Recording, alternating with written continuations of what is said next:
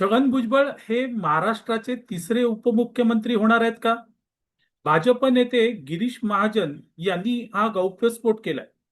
छगन भुजबळ यांना मंत्रिमंडळात स्थान दिल्यानंतर भाजपचे कार्यकर्ते आणि समर्थक नाराज झाले होते. भुजबळ यांच्यावर भ्रष्टाचाराचे आरोप आहेत आणि त्यामुळे भुजबळांना मंत्रिमंडळात का घेण्यात आलं असं भाजपचे कार्यकर्ते सोशल मीडियावर बोलत होते.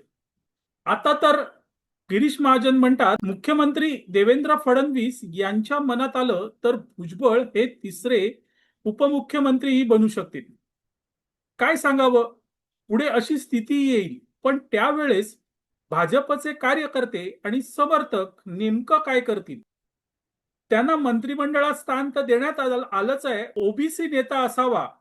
आगामी स्थानिक स्वराज्य संस्था निवडणुकीमध्ये ओबीसींची मतं मिळावीत म्हणून भुजबळांना कदाचित उपमुख्यमंत्रीही केलं जाईल.